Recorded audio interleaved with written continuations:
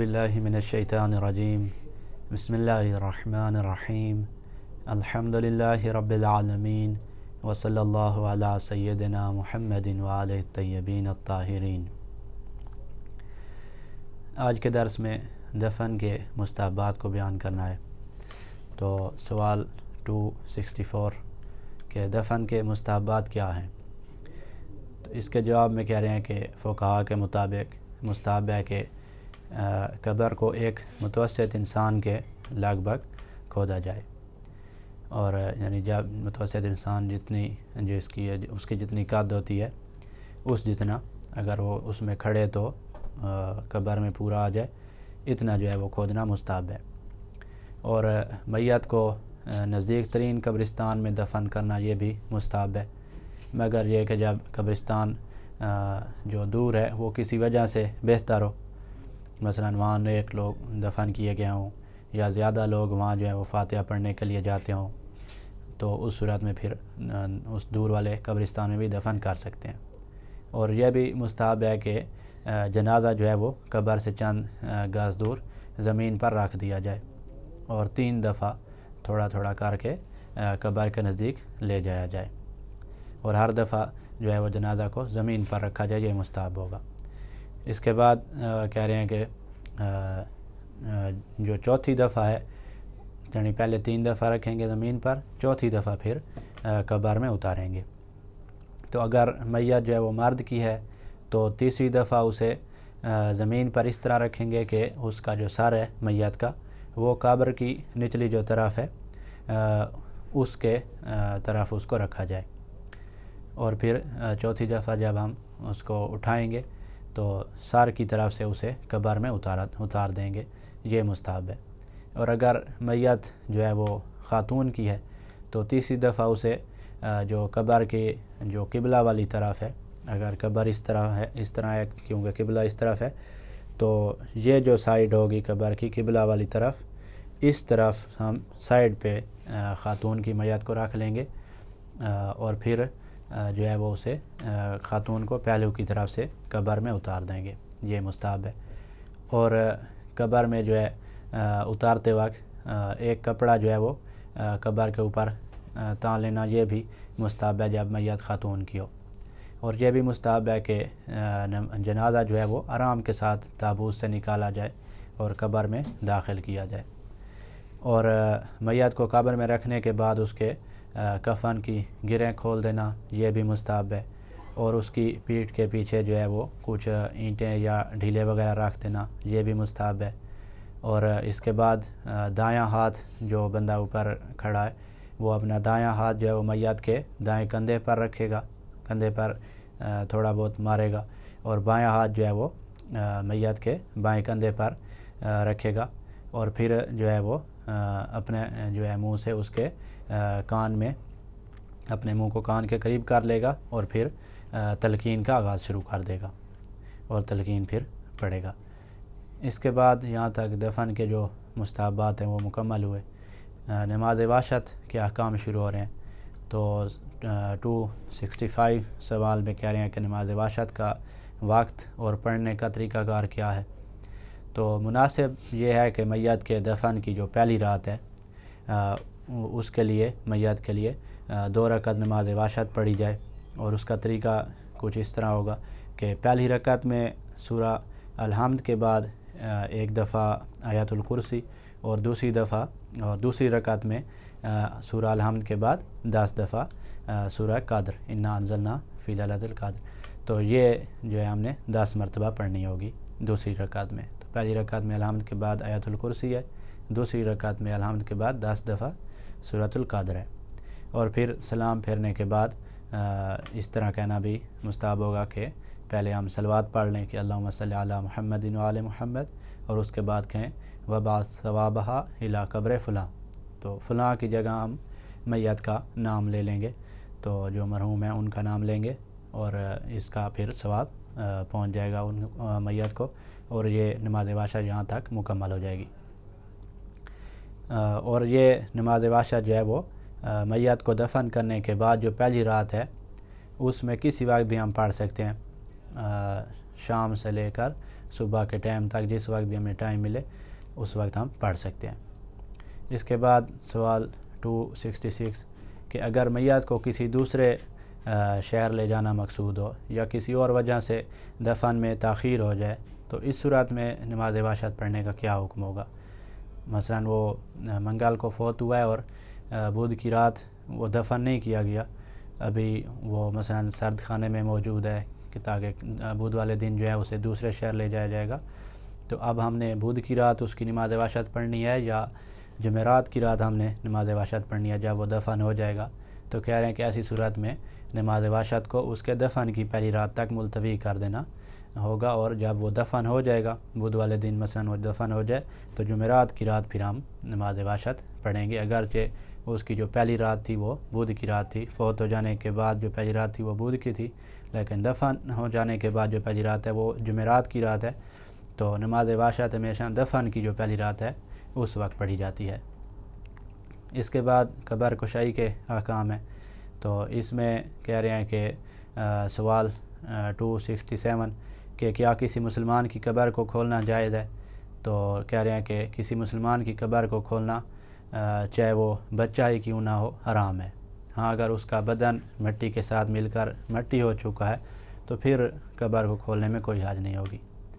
مگر یہ کہ اگر قبر جو ہے وہ کسی امام زادے کی ہے یا شہید کی قبر ہے یا عالم کی قبر ہے تو پھر ان کی قبریں جو ہیں ان کو اجاڑنا، چاہے انہیں جو ہے وہ فوت ہوئے کئی سال ہو گئے ہیں تب بھی ایسا کرنا اگر ان کی توہین اور بے حرمتی کا سبب بنے گا تو ایسا کرنا حرام ہوگا۔ اس کے بعد 268 سوال کہ کون سی صورتیں ہیں جن میں قبر کشائی حرام نہیں ہے؟ تو چند موارد ہیں کہ جہاں پہ قبر کھولنا حرام نہیں ہے، ان میں سے کچھ کو بیان کرتے ہیں۔ پہلا جو مورد یہ ہے کہ میت کو ایک ایسی جگہ دفن کیا گیا ہو کہ جہاں اس کی بے حرمتی ہوتی ہو، مثلا جہاں کوڑا کرکٹ پھینکا جاتا ہے وہاں پہ اسے اگر دفن کر دیا گیا ہے تو اب وہاں سے اس کی قبر کشائی کرنا اور اس کو نکالنا اور کسی اور جگہ دفن کرنا یہ جائز ہوگا۔ اسی طرح دوسرا مورد ہے کہ کسی ایسے شرعی مقصد کے لیے جس کی اہمیت جو ہے وہ قبر کھولنے سے زیادہ ہو، جیسا کہ کسی مسلمان کی زندگی جو ہے وہ اس میت کے جسم کو دیکھنے پر موقوف ہو، کوئی مثلا بیٹا ہے یا باپ ہے جو فوت ہو چکا ہے اور اس کا جو وارث ہے وہ اس کو منہ دیکھے بغیر اس کو پہلے میت کو دفن کر دیا گیا ہے، اور اب اس کی حالت بہت ہی نازک ہو چکی ہے کہ میں نے مثلا اپنے اس کا عزیز کا جو ہے وہ منہ نہیں دیکھا آخری دفعہ، تو اس کی زندگی اب موقوف ہو چکی ہے اس کی قبر کشائی کرنے پر، تو اس صورت میں قبر کشائی کر سکتے ہیں۔ اس کے بعد جو ہے کہہ رہے ہیں کہ تیسرا مورد ہے کہ جب کفن یا کوئی اور چیز جو میت کے ساتھ دفن کی گئی ہو غصبی ہو یا کسی کی غصبی زمین میں دفن کیا گیا ہو اور مالک راضی نہ ہو، تو اس صورت میں بھی ہمارے لیے جائز ہوگا کہ ہم اس کی قبر کشائی کریں۔ اس کے بعد ہے کہ چوتھا مورد کہ جہاں قبر کشائی کرنا جائز ہے وہ یہ ہے کہ میت کو بغیر غسل یا کفن پہنائے دفن کر دیا گیا ہو، یا پتہ چلے کہ میت کا غسل جو ہے وہ باطل تھا، یا ایسے شرعی احکام کے مطابق جسے مثلا کفن جو ہے وہ نہیں دیا گیا تھا، یا قبر میں قبلہ کے رخ پر نہیں لٹایا گیا تھا، تو ایسی صورت میں بھی جو ہے ہم اس میت کو اس کی قبر کشائی کر سکتے ہیں، جائز ہے ہمارے لیے۔ یہاں تک میت کے احکام مکمل ہوئے۔ اس کے بعد تیمم کے احکام کو مختصر انداز میں بیان کر رہے ہیں۔ تو سوال 269 میں کہہ رہے ہیں کہ تیمم کرنے کا طریقہ کار کیا ہے؟ تو تیمم میں جو ہے اس طرح ہم نے ترتیب کرنی ہے کہ مٹی یا جس پر تیمم کرنا صحیح ہے اس پر دونوں ہاتھ ہم نے مارنے ہیں، دونوں ہاتھ رکھنے نہیں ہیں بلکہ مارنے ہیں، اور احتیاط واجب کی بنا پر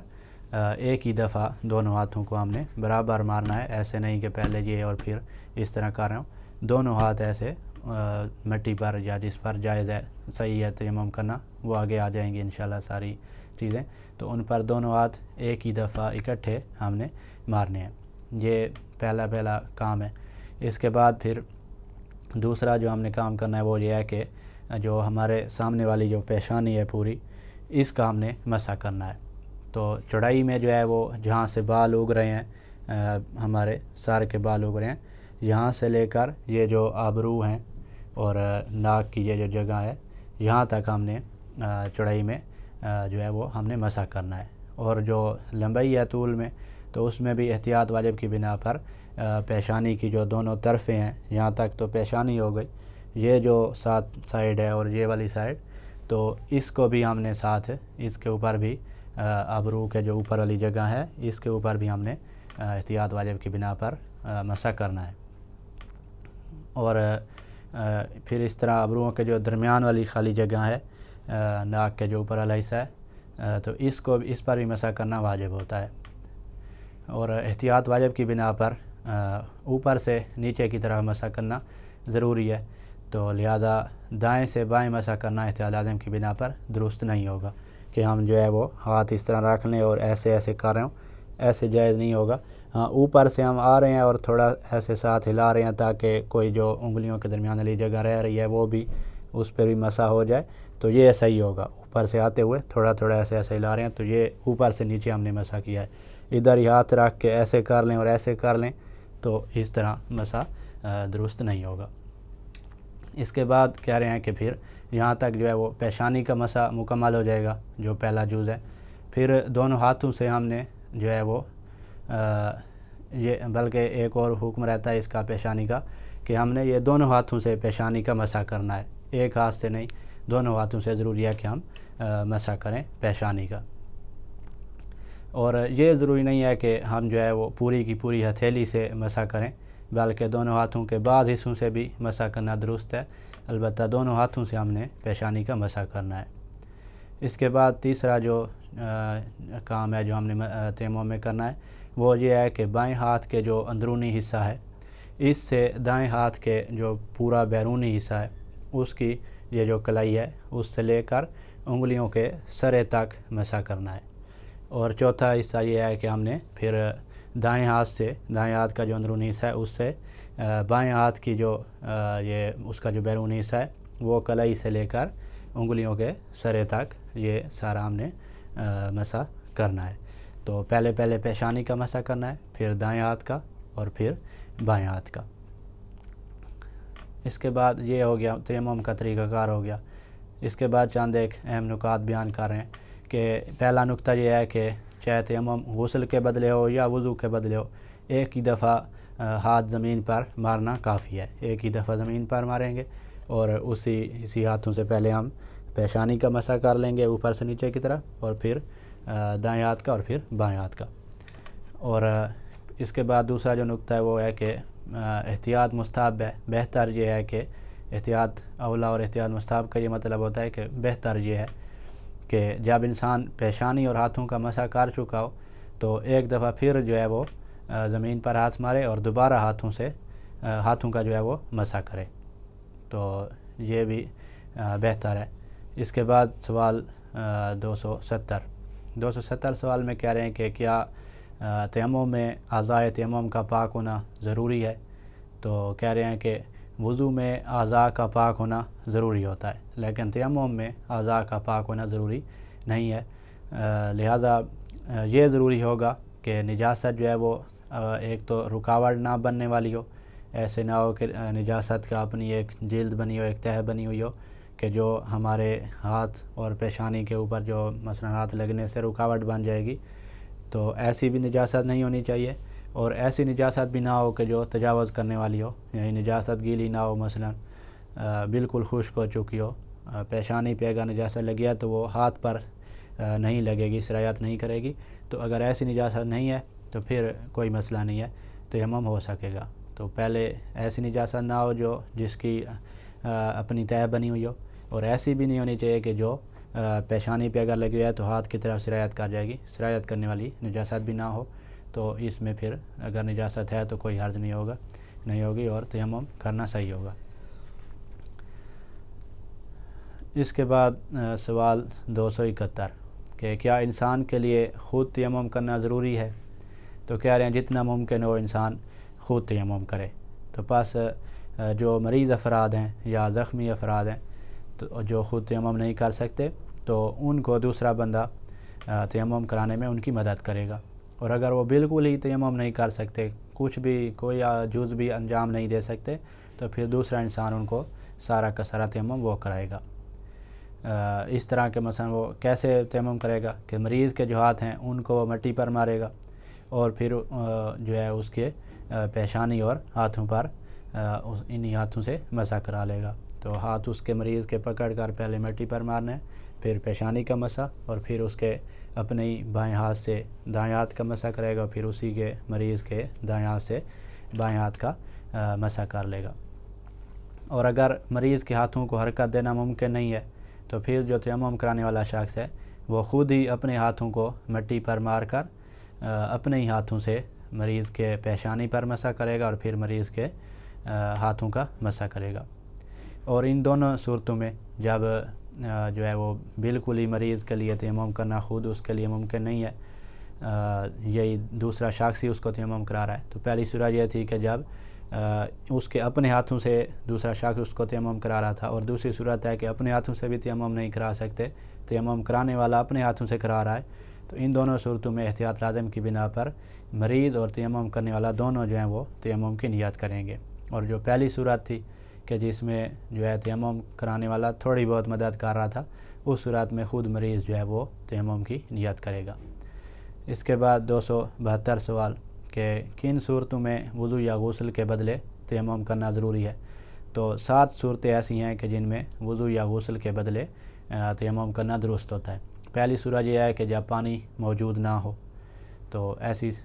صورت میں تیمم کرنا ہوگا، اور اگر پانی موجود ہو لیکن وہ کسی دوسرے بندے کا ہو اور اس کی اجازت کا علم نہ ہو تو یہ پانی بھی غصبی شمار ہوگا اگر وہ وضو یا غسل کرتا ہے اس سے، اور نہ ہونے کے برابر ہی ہوگا، تو اس صورت میں بھی تیمم کرنا ہوگا۔ دوسری صورت جس میں تیمم کرنا ہوتا ہے وہ یہ ہے کہ پانی تو موجود ہو لیکن اس تک پہنچنا ممکن نہ ہو،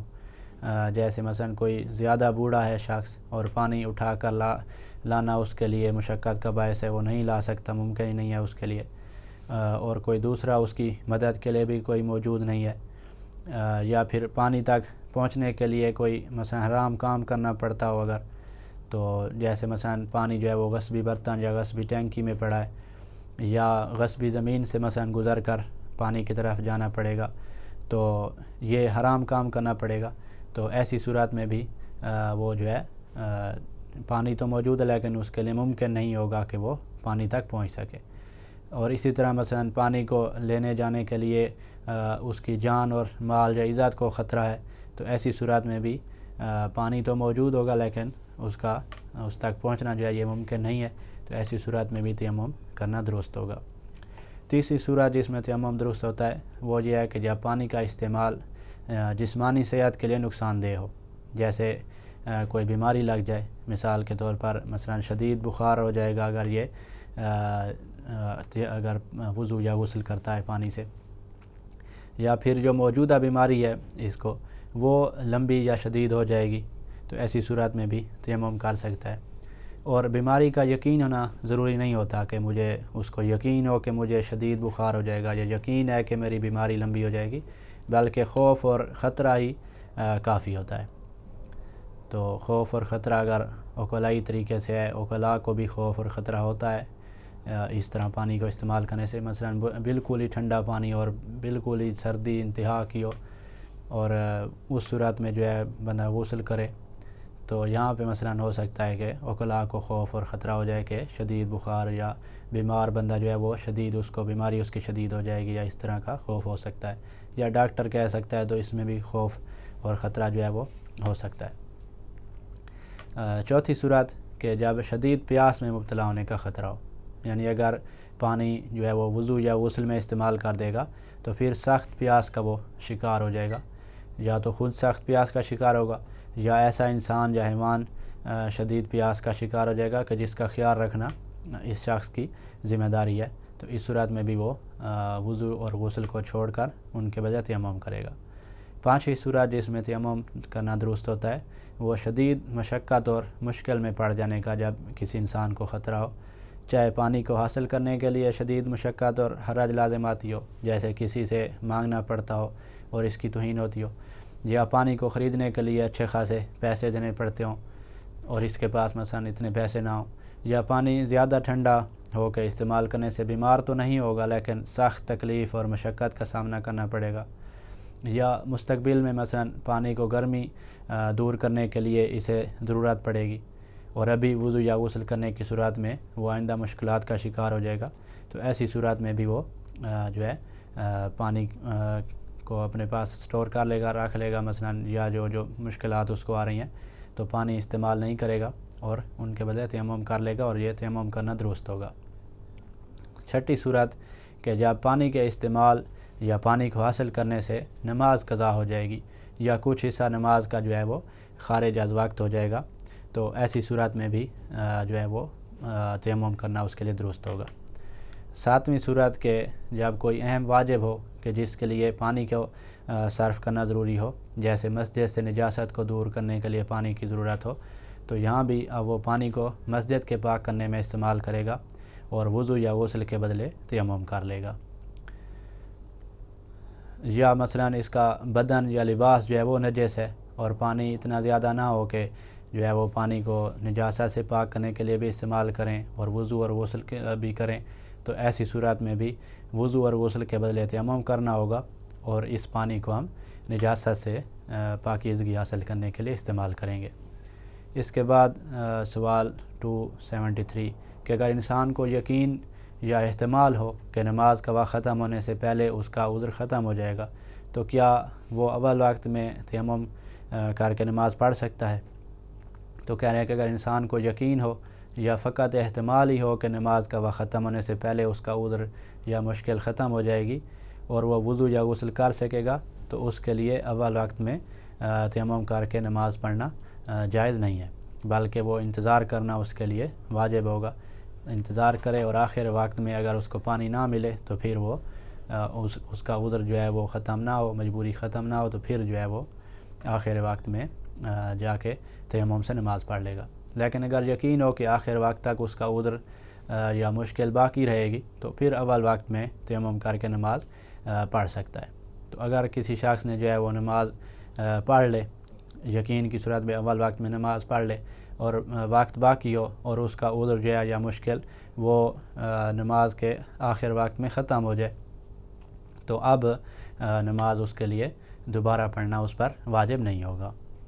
والحمد للہ رب العالمین۔